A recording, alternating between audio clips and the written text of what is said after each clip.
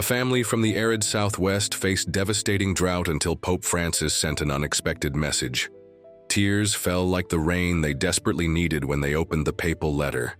Ancestral secrets of the land and modern miracles transformed not only their lives but the entire community. A story of faith, perseverance, and unity that defied the impossible. Prepare to be moved, like, subscribe, and comment where you're watching this journey of hope from. The sun beat down mercilessly on the cracked earth, as thirsty as the souls who lived upon it. On the horizon, only the thin line between the blue sky and the orange ground, with no clouds promising relief, no green to soothe the eyes. In that forgotten corner of the arid Southwest, Mr. John surveyed the parched yard of the mud brick house where generations of his family had been born and died. His calloused hands clutched a worn rosary, his mother's heirloom, while his eyes, deep as empty wells, gazed into the distance.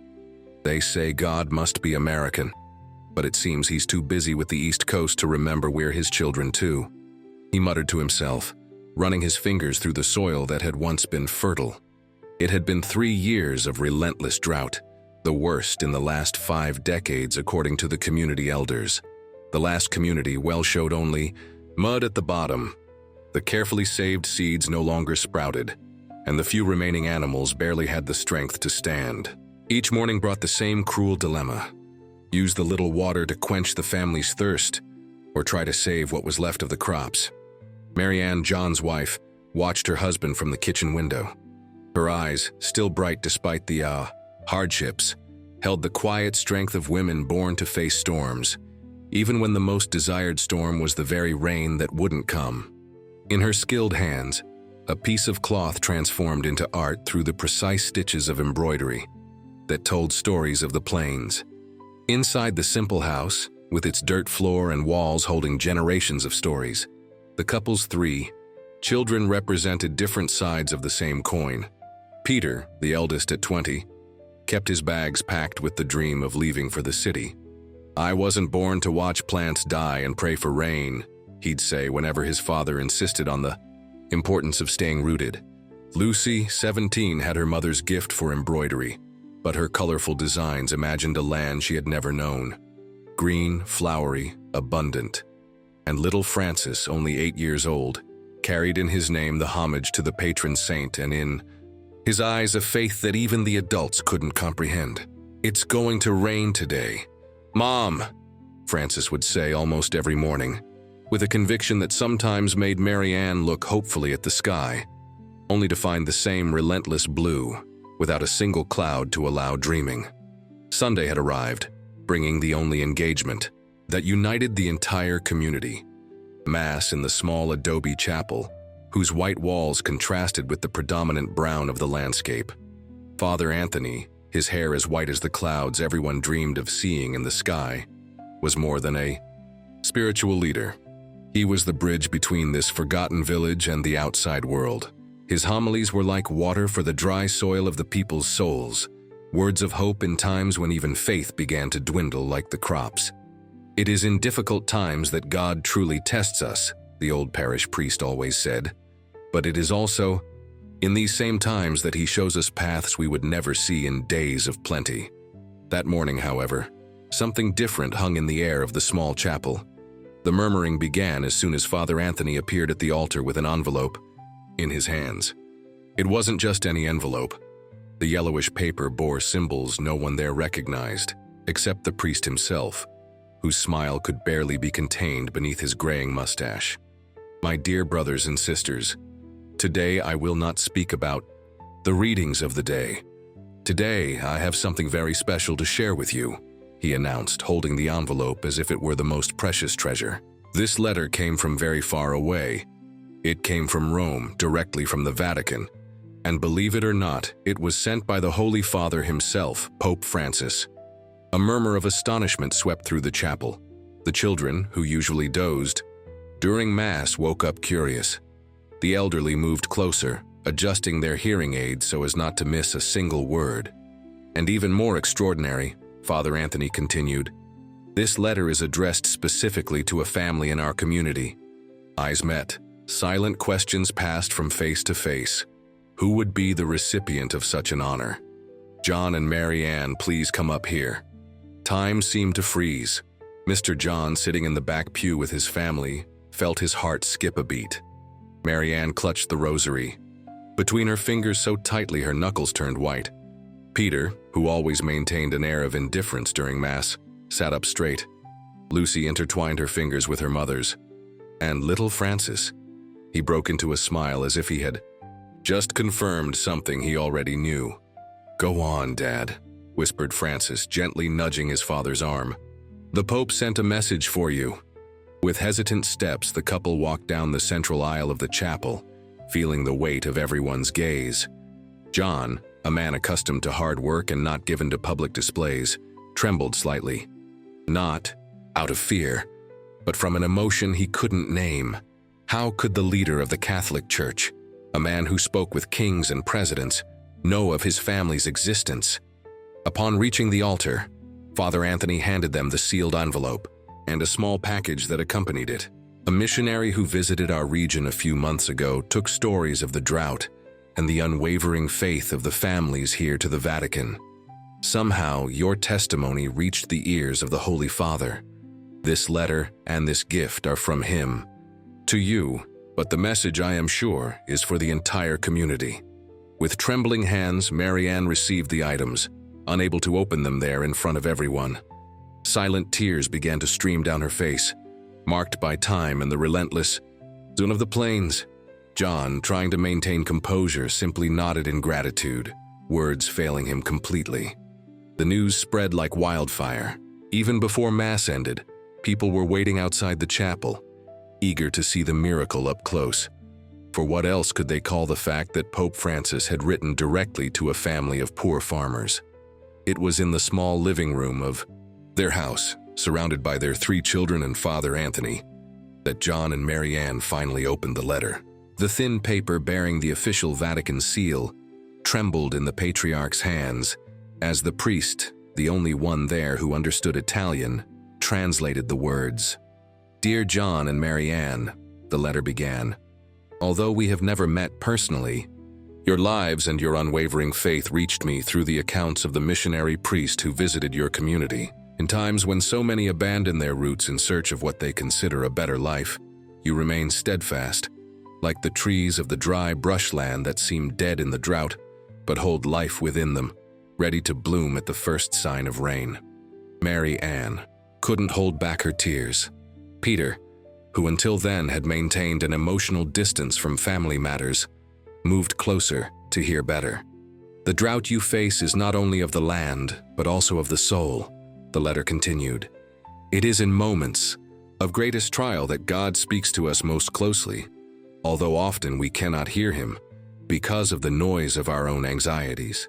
I send you not only my prayers, but also this medallion that I have personally blessed. It bears the image of Saint Francis of Assisi, my patron, who teaches us about the harmony between man and nature." John opened the small package that accompanied the letter. Inside, a silver medallion shone as if capturing all the light in the room. The image of Saint Francis in high relief, surrounded by animals and plants, seemed alive on the polished metal. "This medallion is a symbol, not a magic talisman," the Pope warned in his letter. "It should remind you daily that just as Saint Francis found God in the simplest of creatures, you too can find him in the small blessings of each day, even in the driest of times. True change will come not only through prayers, but when the hands that pray also work together for the common good." Little Francis, who had listened intently to every word, was the first to touch the medallion after his parents. "It's warm," he said, smiling. "Like the sun lives inside it." The final words of the letter were an invitation to action. Remember that faith without works is dead. Use the ancestral knowledge of your land, unite as a community, and you will discover that even the most arid soil can flourish when watered with hope, work, and solidarity. I pray that the rain returns to your land, but until then, be yourselves the water that irrigates the dreams and faith of your neighbors. The impact of that letter was immediate. Even before the sun set on that extraordinary Sunday, the family's simple home had received more visitors than in all the previous years combined.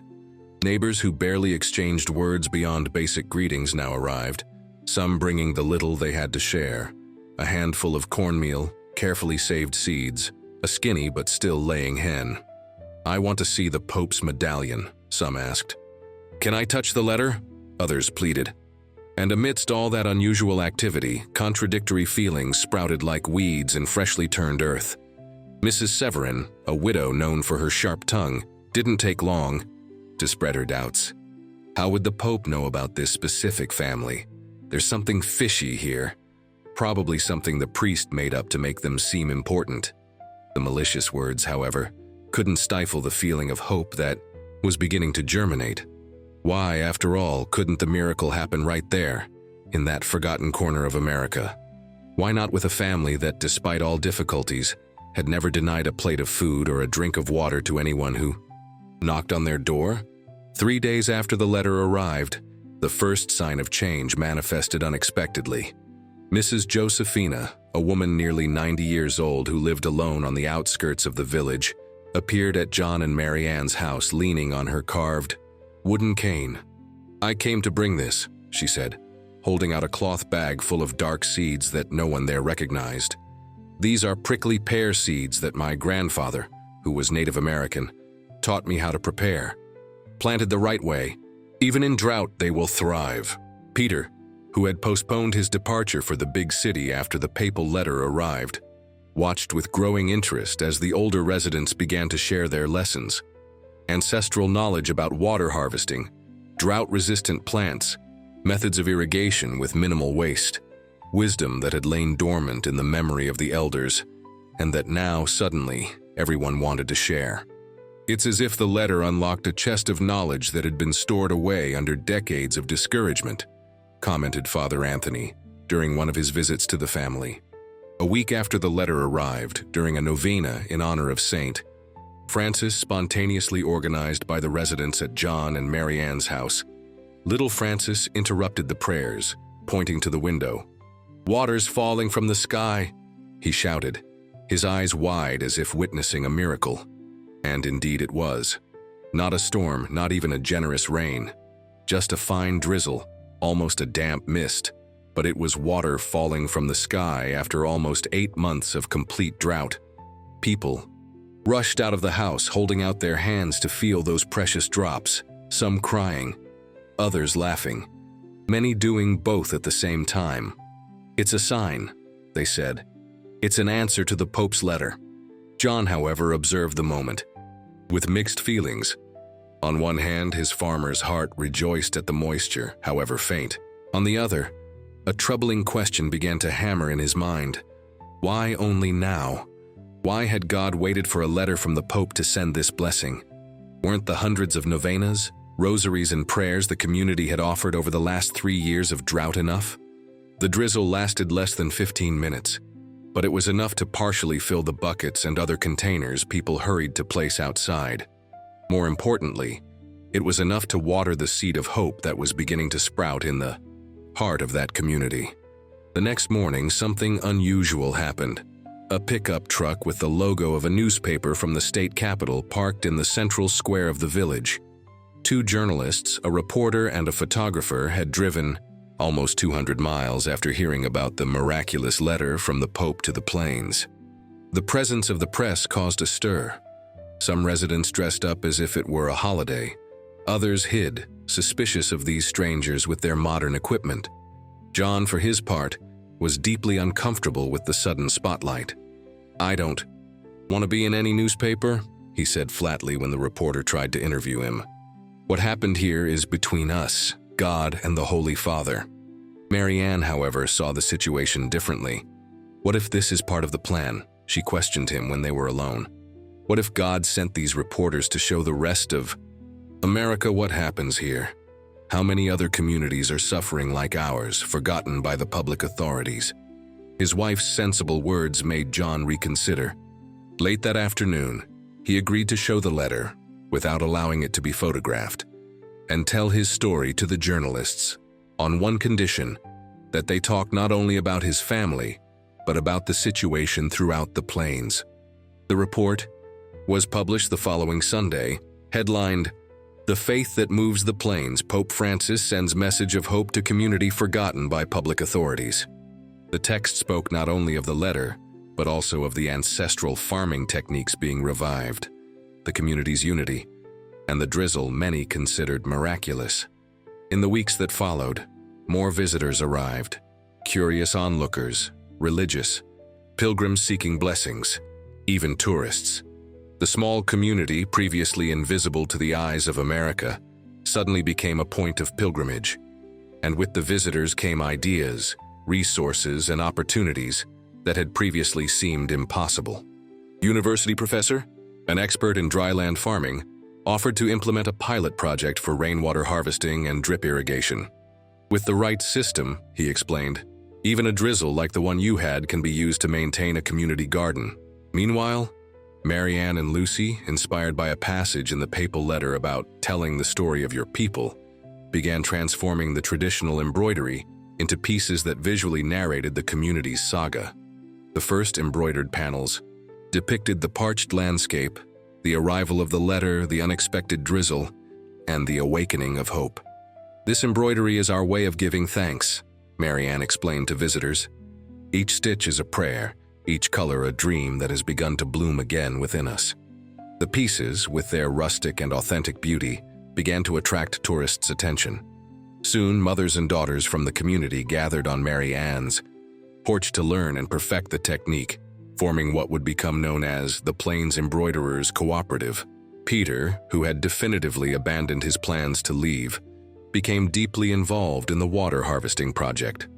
With the help of the professor and other young people from the community, he led the construction of gutters on the houses' roofs, directing even the scarcest rainfall into community cisterns.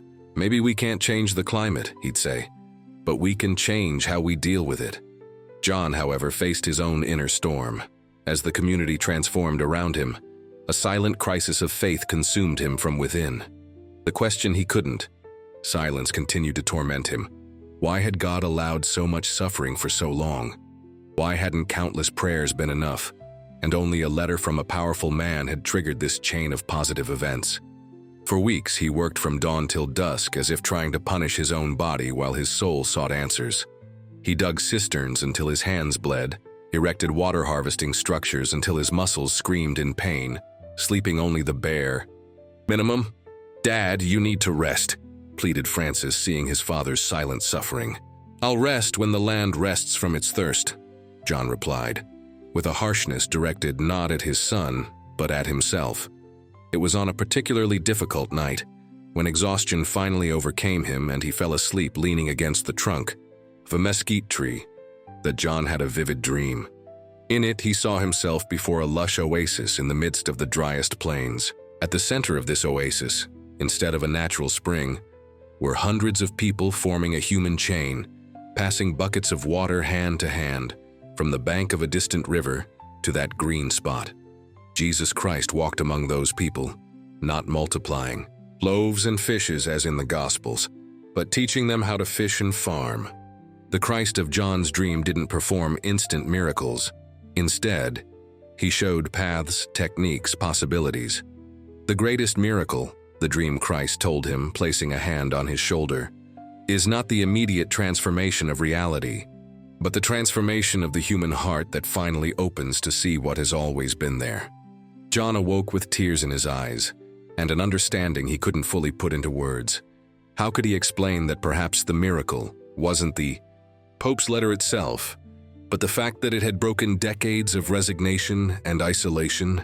How could he explain that perhaps God had always been present in the calloused hands of the farmers, in the ancestral knowledge of the elders, in the solidarity that had slumbered but not died? The letter didn't change the climate, nor did it make water spring where there was none, he reflected, walking back home under the starry sky of the plains. It changed us. It awakened what already existed within us. 3 months after the letter arrived, the landscape around the small community began to show subtle signs of transformation. The community cisterns, built with techniques perfected over generations and now rediscovered, captured even the morning dew, a circular garden, inspired by ancestral methods of indigenous peoples, and adapted with modern knowledge brought by the university professor, produced resilient vegetables that provided essential nutrients for the families. The drip irrigation system, implemented with simple and accessible materials, made every drop of water count. Children learned in the community school about composting, water cycles, and planting techniques suitable for the semi-arid climate. The elderly, once considered just mouths to feed, became living libraries of knowledge about the dry brushland and its cycles. And then, when the internal transformation was well underway, came the first external test. Mr. Harrison, the largest landowner in the region, showed up accompanied by 2 hired thugs and a lawyer from the city. The burly man, known for appropriating others' land using forged documents and intimidation, claimed that the area where the community had implemented the water harvesting project and the community garden belonged to him. "I have the documents here proving my ownership," he announced, waving papers that no one there could decipher. "You have 1 week to dismantle this nonsense and vacate my land." The news hit the burgeoning community like a bombshell. Some fearful families already spoke of giving in. "We always lose against the powerful," they said. Others suggested physical resistance, even though they knew it would likely result in violence and perhaps deaths. It was Mary Ann who, surprisingly, took the lead at this critical moment. A woman of few words and many actions, she called a meeting in the chapel, the only neutral space respected even by the most powerful in the region. In the letter, Pope Francis said we should be like St. Francis of Assisi, who found harmony with nature and his fellow beings, she recalled, speaking loudly for all to hear. "We cannot respond to violence with violence, nor to injustice with resignation. We need to find another way." Under her guidance, the community adopted an unexpected strategy: peaceful resistance combined with visibility. The embroiderers accelerated the production of panels that now also told the story of the threat to the community lands. The young people, led by Peter, used cell phones, rare equipment in those parts, to document the work done and the gradual transformation of the landscape. Father Anthony, using his church contacts, managed to get the story to a lawyer in the state capital who worked on cases involving traditional communities. After examining the case, she discovered that the area claimed by Mr. Harrison was actually common land, protected by old decrees. The conflict dragged on for weeks. Mr. Harrison, accustomed to winning through intimidation, found himself confronted by a resistance unlike anything he had ever encountered. There were no shouts or weapons, only people working silently on the land, children studying in a makeshift shelter that served as a school, women embroidering stories of resistance onto colorful fabrics. "What is it with these people that we can't scare them?" he asked his hired thugs after another failed attempt at intimidation. The answer arrived unexpectedly. On a Wednesday morning, an official car parked in the village's central square. A middle-aged man stepped out, wearing a simple but elegant suit, accompanied by 2 assistants carrying professional filming equipment. "I am Edward Miller, an official representative of the United States Conference of Catholic Bishops, USCCB. He introduced himself. "I have been sent by Pope Francis's personal office to document the transformations that have occurred in this community following the receipt of the papal letter." The presence of this man, who spoke with the quiet authority of someone accustomed to being heard, had an immediate impact. Mr. Harrison, who happened to be in the community that day for another attempt at pressure, visibly retreated. It was one thing to intimidate poor, isolated farmers. It was quite another to confront the power and visibility of the Catholic Church. "The Holy Father has been following the development of this community with particular interest," Edward Miller explained. To the population gathered in the chapel, the way you transformed a simple message of hope into concrete actions of solidarity and sustainability caught the Vatican's attention. Pope Francis plans to cite your example in his next encyclical on ecology and rural communities. The words fell like a balm on still fearful hearts. More than that, they served as an invisible shield against Mr. Harrison's threats. In the following weeks, the landowner discreetly withdrew from the conflict, and rumors indicated he had found new lands to contest, far away.